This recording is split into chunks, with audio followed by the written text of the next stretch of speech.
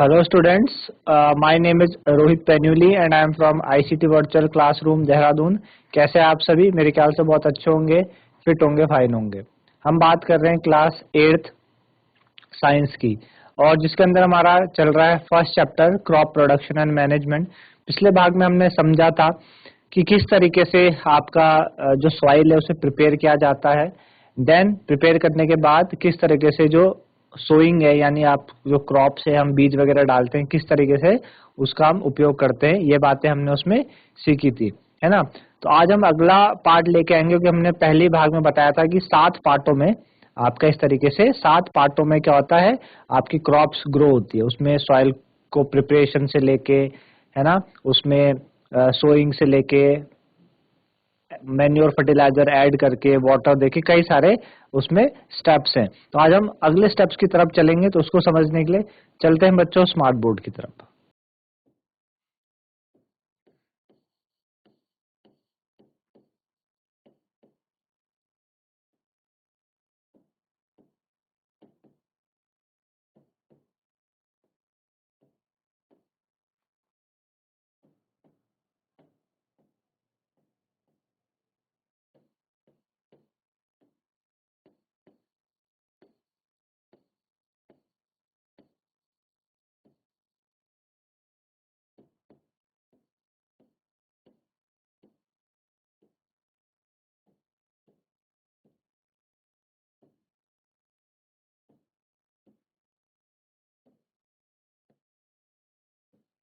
Crop production and management, ठीक है ना। तो इससे पहले हम क्या क्या क्या कर चुके हैं आपको बता देता हूँ। हमने बात करी है इसकी प्रिपरेशन ऑफ सॉइल को, है ना, कि सॉइल को कैसे प्रिपेयर करते हैं। दूसरा हमने सोइंग करा था। आज जो तीसरा है वो हमें करना है एडिंग मैन्योर एंड फर्टिलाइजर, है ना। जो थर्ड स्टेप है वो हमारा क्या है, adding manure and fertiliser. Adding manure and fertiliser,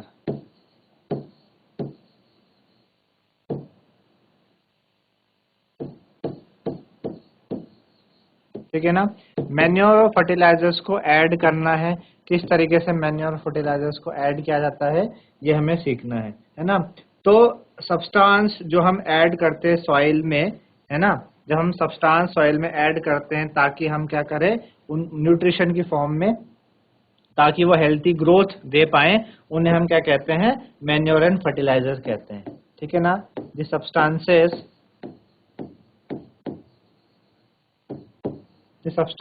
which are added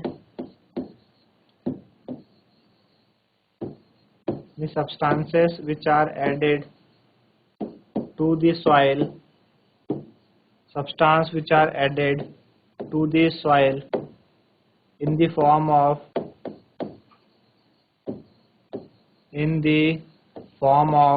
substance which are added to the soil in the form of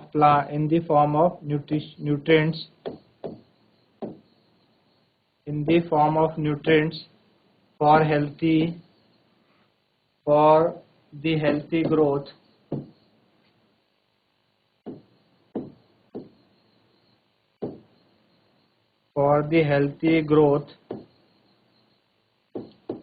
ठीक है ना, ऑफ प्लांट। उन्हें हम क्या कहते हैं, are called manure and fertiliser. उन्हें हम क्या कहते हैं, मैन्योर और फर्टिलाइजर कहते हैं, ठीक है ना। चलिए, ठीक है ना।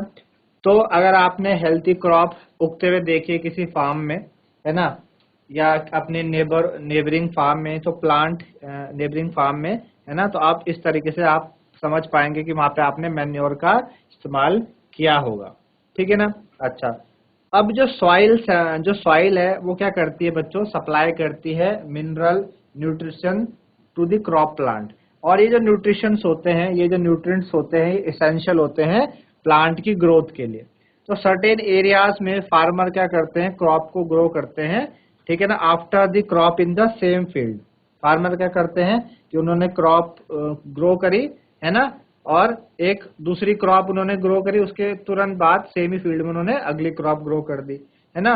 तो उस तरीके से फील्ड क्या होता है, जो आपके खेत होंगे वो कभी भी अनकल्टिवेटेड या फैलो नहीं रहता, है ना, अनकल्टिवेटेड फैलो नहीं रहता, तो क्या आप सोच सकते हैं कि वहां पे न्यूट्रिशन को क्या होगा? कि सपोज आपने जैसे कि आपने पहले 6 महीने में खरीफ क्रॉप आपने ग्रो करी, है ना, देन उसके तुरंत बाद आपने रबी क्रॉप ग्रो कर दी, तो पूरा साल भर में क्रॉप्स आपके उस खेत में हुई, फिर आपने फिर करी, ऐसा प्रोसेस चलता रहा।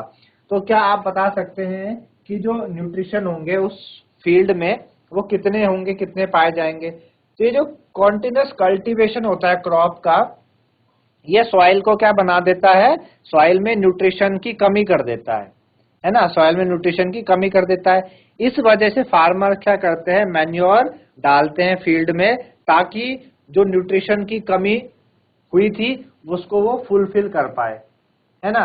ये जो प्रोसेस होता है इसी को हम क्या कहते हैं? मैन्योरिंग, है ना, इसी को कहते हैं मैन्योरिंग।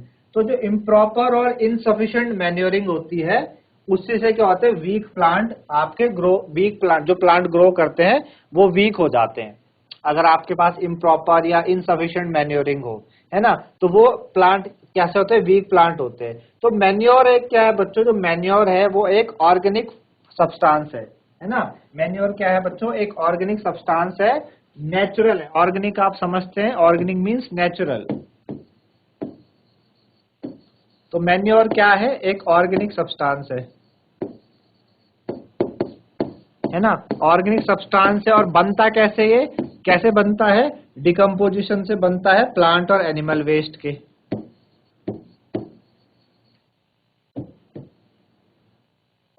डिकम्पोजिशन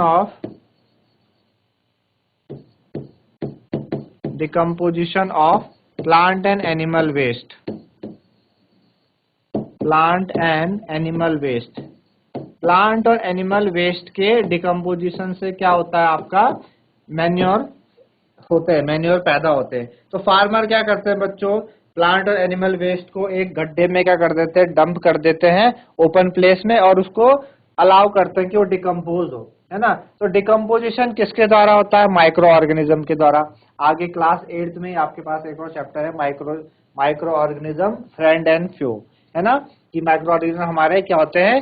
फ्रेंड भी है और एक तरीके से दुश्मन टाइप के भी होते हैं। तो उस वहां पे हम पढ़ेंगे माइक्रो ऑर्गेनिज्म के बारे में। तो ये जो डिकम्पोजिशन होता है प्लांट और एनिमल का, ये माइक्रो ऑर्गेनिजम्स पे एक्ट करते हैं, उनको डिकम्पोज करते हैं, ठीक है ना। तो जो डिकम्पोज मैटर है उसी को हम क्या कहते हैं बच्चों? ऑर्गेनिक मैन्योर कहते हैं। ये आप क्लास 6th में वर्मी कंपोस्टिंग में पढ़ चुके हैं, ठीक है ना। तो एक एक्टिविटी करेंगे और उस एक्टिविटी से समझेंगे कि क्या है ना, उस एक्टिविटी से हमें समझने की कोशिश करेंगे। ये हमारे पास एक एक्टिविटी है। हमने क्या करा? हमने मूंग और ग्राम के दाने ले लिए, है ना, मूंग और ग्राम के दाने, और उनको हमने जर्मिनेट होने के लिए छोड़ दिया, ठीक है ना। फिर हमने क्या करा? 3 इक्वल साइज के हमने सीडलिंग्स ली, 3 इक्वल साइज के हमने सीडलिंग्स ली, और उनको हमने क्या करा? हमने 3 एम्प्टी ग्लास वेसल्स लिए, है ना, और उनपे ABC नाम हमने कर दिया। आप देख पा रहे होंगे ABC नाम से आपने 3 गमले टाइप के लिए, उनमें ABC डाल दिया। ग्लास A में आपने थोड़ा सा सॉइल मिक्स करी, है ना, और उसके साथ थोड़ा सा जो गाय होता है, गाय का जो गोबर है ना, वो डाला आपने। ग्लास B में आपने क्या डाला? सॉइल डाली उतनी अमाउंट की, और थोड़ा सा यूरिया डाल दिया, ठीक है ना। ग्लास C में हमने क्या करा?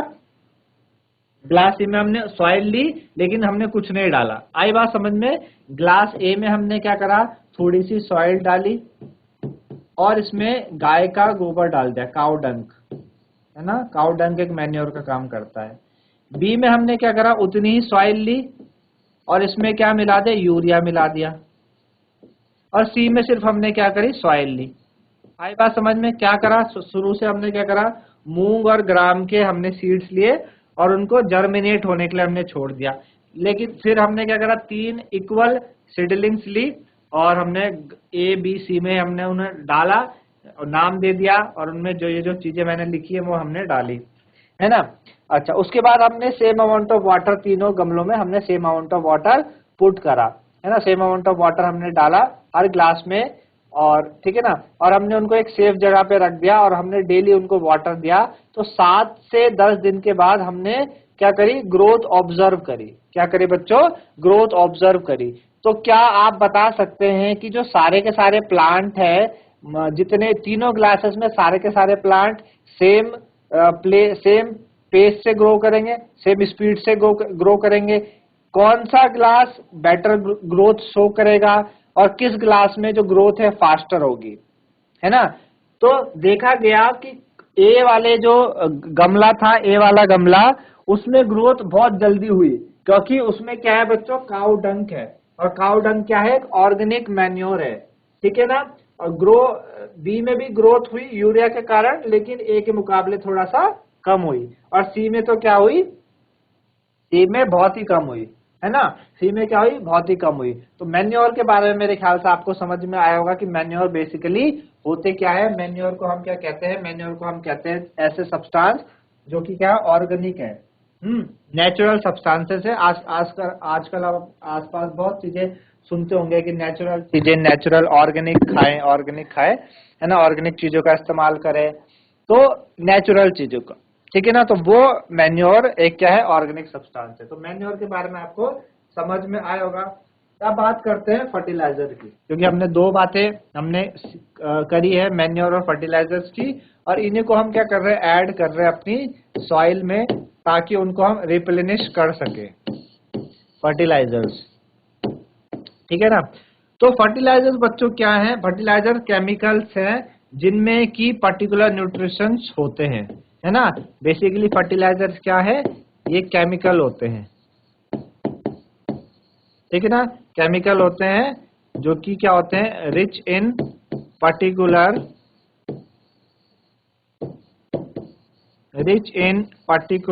Nutrients, rich in particular nutrients, है ना। तो केमिकल्स होते हैं which are rich in particular nutrients, ठीक है ना। तो कैसे फर्टिलाइजर मैन्योर से डिफरेंट है, तो फर्टिलाइजर मैन्योर से इसलिए डिफरेंट है क्योंकि मैन्योर तो नेचुरली होता है, ऑर्गेनिक होता है ना, जबकि फर्टिलाइजर्स फैक्ट्री में बनाए जाते हैं। एग्जाम्पल, कुछ कॉमन एग्जाम्पल फर्टिलाइजर्स के, जैसे कि यूरिया हो गया आपका, जो हमने ग्लास बी में डाला था, यूरिया एक फर्टिलाइजर है आपके पास, है ना। अमोनियम सल्फेट एक फर्टिलाइजर है बच्चों, अमोनियम सल्फेट, ठीक है, अमोनियम सल्फेट फर्टिलाइजर है, ठीक है ना। और आपके पास सुपर फोस्फेट होता है, सुपर फोस्फेट, ठीक है ना। और क्या है आपके पास, पोटाश है, ठीक है, एनपीके है, नाइट्रोजन फोस्फोरस पोटेशियम, एनपीके को क्या कहते हैं, नाइट्रोजन फोस्फोरस पोटेशियम। तो फर्टिलाइजर का यूज करने से फार्मर्स को बेटर यील्ड मिलती है क्रॉप्स की, है ना, ज्यादा अमाउंट में क्रॉप्स मिलते हैं उनको, है ना, जैसे कि वीट, पैडी, मेज।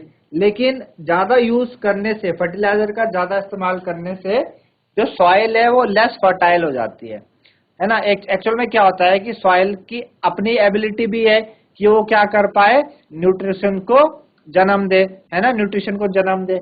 अब जब आप ज्यादा एक्सेसिव फर्टिलाइजर का यूज करोगे तो उसकी जो खुद की क्षमता है उसको प्रोड्यूस करने की, वो कम हो जाती है, वो कम फर्टाइल हो जाती है। तो इसलिए कम से कम इस्तेमाल अगर हम फर्टिलाइजर का यूज करें खेतों में, वो हमारे लिए बेनिफिशियल है। उससे अच्छा हम क्या करें, ऑर्गेनिक, जो ऑर्गेनिक मैन्योर है यानी ऑर्गेनिक जो हमारे पास खाद है उसका हम इस्तेमाल करें, इसे हिंदी में हम खाद बोलते हैं, ठीक है ना। आई बात समझ में आपको। तो फर्टिलाइजर से और क्या होता है, एक तो सॉइल की फर्टिलिटी कम होती है, दूसरा फर्टिलाइजर आपका एक वाटर पॉल्यूशन का सोर्स भी है, ये वाटर पॉल्यूशन भी करता है। इसलिए अगर आपको सॉइल की फर्टिलिटी को मेंटेन करना है तो ऑर्गेनिक मैन्योर का इस्तेमाल करें। फील्ड को कुछ समय के लिए अनकल्टिवेटेड छोड़ दे दो क्रॉप्स के बीच में, जैसे आपने 6 महीने में आपने क्रॉप बोई, तो अगले 6 महीने के लिए आप क्या करें, उस खेत को खाली छोड़ दें, वापस उसमें क्रॉप ना बोए, 6 महीने बाद बोए, ताकि उस खेत को कुछ समय मिल पाए वापस से जो न्यूट्रिएंट्स हैं उनको क्या करने का, रिप्लेनिश करने का, है ना। तो इस तरीके से हम ये कर सकते हैं। मैन्योर का इस्तेमाल सॉइल के टेक्सचर को बढ़ाता है, साथ ही साथ उसकी जो वाटर रिटेनिंग कैपेसिटी है उसको भी बढ़ाता है। है ना, और ये क्या करती है, सॉइल को रिप्लेनिश करती है न्यूट्रिशन से, है ना, उसमें और न्यूट्रिशन भरती है। आई बात समझ में। तो जो अनदर मेथड है रिप्लेनिश द सॉइल, है ना, न्यूट्रिशन के साथ, उसे हम क्रॉप रोटेशन कहते हैं। क्या कहते हैं बच्चों, क्रॉप रोटेशन, है ना। अब आपके पास एक नई टर्म आई अभी, क्रॉप रोटेशन, है ना, क्रॉप रोटेशन। अब ये क्रॉप रोटेशन है क्या, क्रॉप रोटेशन का मतलब क्या होता है कि अपने सॉइल की जो फर्टिलिटी है उसको क्या करना, मेंटेन करके रखना, बढ़ा के रखना। और इसको कैसे करते हैं, इसमें हम क्या करते हैं क्रॉप रोटेशन में, अलग अलग क्रॉप्स को ना हम ऑल्टरनेटली क्या करते हैं, ग्रो करते रहते हैं। सपोज आपने खरीफ क्रॉप्स बोई, खरीफ बोई, है ना, थोड़े दिनों बाद आपने इसमें क्या बो दी, रबी बो दी, ठीक है ना, फिर इसमें खरीफ बो दी। तो ये क्रॉप रोटेशन है, ये ऑल्टरनेट चलते हैं, पहले एक बोई, फिर उसके बाद दूसरी, फिर उसके बाद पहली वाली बोई, ऑल्टरनेट इस तरीके से चला जाता है ना। तो जो नॉर्थ इंडिया के फार्मर्स हैं वो क्या करते हैं बच्चों, नॉर्थ इंडिया के फार्मर क्या करते हैं, लेग्यूम्स को ग्रो करते हैं as fodder in one season और वीट को नेक्स्ट सीजन में, है ना। उन्होंने क्या करा, एक सीजन में तो वीट को क्या कर दिया, ग्रो करा। अगले वाले सेशन में उन्होंने क्या करा, लेग्यूम्स जो क्रॉप्स होती हैं, लेग्यूम्स जो कि चारे वगैरह के लिए काम आती है, उसको ग्रो कर दिया। तो वीट को ग्रो करने के लिए ज्यादा फर्टाइल्स की जरूरत होती है, मतलब ज्यादा न्यूट्रिशन की जरूरत होती है, लेग्यूम्स में इतनी जरूरत नहीं होती है ना। तो एक क्या होता है, बैलेंस बना रहता है, इसको हम क्या कहते हैं बच्चों, क्रॉप रोटेशन कहते हैं, है ना। इससे आपके पास जो सॉइल है वो रिप्लेनिश होती है नाइट्रोजन के साथ, और फार्मर्स क्या होते हैं, are being encourage to adopt this practice, और इनको फार्मर्स जो है इनको क्या कर रहे हैं, अच्छे से अडॉप्ट कर रहे हैं। आई बात समझ में। तो प्रीवियस क्लासेस में आपने एक और चीज पढ़ी थी कि जो राइजोबियम बैक्टीरिया है, राइजोबियम बैक्टीरिया है ना, वो कहाँ होता है बच्चों, वो आपके लेगुमिनस प्लांट की रूट्स में होता है। लेगुमिनस प्लांट्स जो होती हैं उनकी जड़ों में, रूट्स में क्या होता है बच्चों, बैक्टीरिया होता है ना। कौन होता है, बैक्टीरिया। उस बैक्टीरिया का क्या नाम है, राइजोबियम बैक्टीरिया। क्या नाम है, राइजोबियम बैक्टीरिया।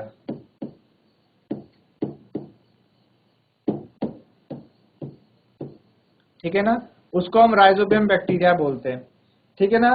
तो ये क्या होता है, ये क्या करता है बच्चों, जो एटमॉस्फेरिक नाइट्रोजन है ना उसको फिक्स करता है। क्या करता है, फिक्स दी एटमॉस्फेरिक, फिक्स दी एटमॉस्फेरिक नाइट्रोजन, है ना। क्या करेगा ये, एटमॉस्फेरिक नाइट्रोजन को क्या करता है बच्चों, ये फिक्स करता है। आई बात समझ में, है ना। एटमॉस्फेरिक नाइट्रोजन का मतलब कि जो हमारे पास एटमॉस्फेयर है ना उसमें बहुत अमाउंट में क्या है, बहुत ज्यादा अमाउंट में क्या है बच्चों, नाइट्रोजन है। लेकिन हमें तो प्लांट्स में क्या चाहिए, सॉल्युबल फॉर्म में चाहिए, क्योंकि प्लांट तो गैस के फॉर्म में नहीं ले सकते, सॉल्युबल फॉर्म में लेनी होती है।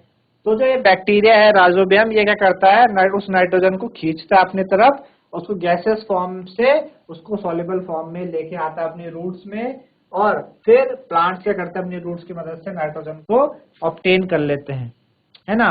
तो इसको हम क्या कहते हैं, नाइट्रोजन फिक्सेशन कहते हैं। आई बात समझ में आपको, है ना। तो ये आपके पास इस तरीके से है। आगे बात करते हैं डिफरेंस की, फर्टिलाइजर और मैन्योर में क्या डिफरेंस है, जो आप अभी सीख चुके हैं, पढ़ चुके हैं, क्या क्या डिफरेंस होता है। एक तो फर्टिलाइजर हमने कहा बच्चों मैन मेड है ना, इनऑर्गेनिक सॉल्ट है, मैन के द्वारा बनाया गया है। मैन्योर एक नेचुरल सब्सटेंस है जो कि आपके डिकम्पोजिशन से बनता है, किसके, कैटल डंक या प्लांट के रेसिड्यूज से। दूसरी बात, फर्टिलाइजर आपका फैक्ट्रीज में प्रिपेयर किया जाता है, जबकि मैन्योर आपका फील्ड में होता है, ठीक है। मैन्योर क्या होता है बच्चों, फील्ड में होता है। Fertilisers does not provide any humus, है ना। फर्टिलाइजर कोई भी ह्यूमस नहीं देता, लेकिन जो मैन्योर है उसमें बहुत सारा ह्यूमस होता है। ह्यूमस आप पढ़ चुके हैं, ह्यूमस क्या होता है, क्लास 7 में आपने सॉइल चैप्टर में पढ़ा था कि जो सॉइल की टॉप लेयर होती है उसमें ह्यूमस होता है। ह्यूमस मतलब डेड और रोटिंग एनिमल्स रहते हैं उसमें, उससे क्या होता है, फर्टिलिटी होती है सॉइल को, है ना। फर्टिलाइजर बहुत रिच होते हैं नाइट्रोजन में, फोस्फोरस में, पोटेशियम में। मैन्योर आपका रिलेटिवली लेस होता है प्लांट्स न्यूट्रिशन में, लेकिन लेस होने के बावजूद ये बहुत अच्छा है एज कम्पेयर टू दिस, है ना। ये डुप्लीकेट फर्टिलाइजर्स क्या होता है कि एक तरीके का कुछ देर के लिए क्या करता है, फर्टिलाइजर क्या करता है, कुछ देर के लिए आपको क्या करेगा, प्लांट को ग्रोथ करने के लिए चीजें दे देगा, लेकिन उसकी जो अंदर से उसको खोखला कर देगा, सॉइल को क्या कर देगा, अंदर से खोखला कर देगा। मैन्योर ऐसा काम नहीं करता। मैन्योर धीरे धीरे धीरे धीरे, आपने एक चीज सुनी थी, slow and steady win the race. धीरे धीरे धीरे से आप चलेंगे तो आप रेस को जरूर जीतेंगे। फर्टिलाइजर क्या करता है, तेजी से तो इनको दे देगा न्यूट्रिशन, लेकिन अंदर से उन्हें क्या कर देगा, खोखला कर देगा। तो आप इसे नोट कर सकते हो बच्चों।